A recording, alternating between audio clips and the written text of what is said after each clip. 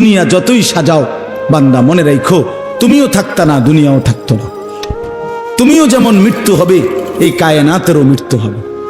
এই দুনিয়ার প্রত্যেক মানুষের মৃত্যু হলে সেটারে মৌত বলে, আর একদিন গোটা সৃষ্টি জগতের মৃত্যু হবে সেটারে কিয়ামত বলে, সেটারে কিয়ামত বলে। কেউ থাকবে না, আল্লাহ কথাটা বারবার মনে করাইছে। তোমার যেমন মৃত্যু হবে সৃষ্টি জগতেরও মৃত্যু হবে। ইযাস সামাউন ফাতারাত ওয়া ইদাল কাওয়াকিবুন তাসারাত। আল্লাহ বলেন ইযাস শামসু কুফিরাত। আল্লাহ তাআলা এভাবে বারবার বলছে ইযাস সামাউন শাক্কাত, আসমান ভেঙে যাবে, চূর্ণ বিচূর্ণ হয়ে যাবে, তারকারাজি খসে খসে পড়বে, সূর্য চন্দ্র আলোহীন হয়ে পড়বে।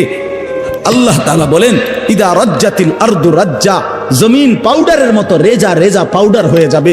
আল্লাহ তাআলা বলছে পাহাড়গুলো তুলার মতো ধুলির মতো উঠতে থাকবে। আল্লাহ বলছে বান্দা একদিন আমি গোটা কায়নাত আমি শেষ করে দেব, আমার সংসার আমি গুছায় ফেলবো, আমার এই কায়নাত আমি আল্লাহ তাআলা ইসরাফিলের সিঙ্গার ফু দিলে আমি আল্লাহ তাআলা গুটিয়ে ফেলবো। এই কথাটাই আপনাদের সামনে এখানে আমি শুনাইতে চাই, এই অল্প একটু শুনে। আল্লাহ তাআলা এখানে এই কথাটাই তুলে ধরছেন কোরআনের বহু সূরায় যে বান্দা এই সৃষ্টি জগৎ একদিন থাকবে না, কিয়ামত হবে, একদিন ইসরাফিল ফু দিবে। ইসরাফিল যেদিন ফু দিবে, কোরআনে এই বর্ণনাটা দুই ভাবে আছে। একটা হলো ইসরাফিল প্রথমবার ফু দিবে, আরেকটা হলো ইসরাফিল দ্বিতীয়বার ফু দিবে। ইসরাফিল মোট দুইবার ফু দিবে। প্রথমবার ফু দিলে জমিনের মধ্যে ভূমিকম্প শুরু হবে।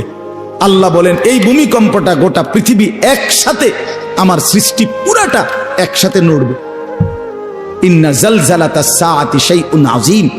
আল্লাহ বলেন বান্দা দুনিয়ায় বহু ভূমিকম্প তুমি দেখছো, তবে মনে রেখো কিয়ামতের ভূমিকম্প, ইসরাফিল ফু দিলে প্রথম যে ভূমিকম্প হবে, কিয়ামত সংঘটিত হওয়ার জন্য, গোটা সৃষ্টিটা ভেঙে চুরে যাওয়ার জন্য, সেটা হবে বড়ই ভয়ানক, সেটা বড়ই ভয়ানক।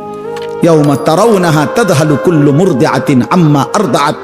কোরআন শরীফে আছে এই প্রথম ভূমিকম্প যখন শুরু হবে জমিনে, ইসরাফিলের ফু শুরু হবে, সব কিছু যখন ভাঙতে শুরু করবে, আল্লাহ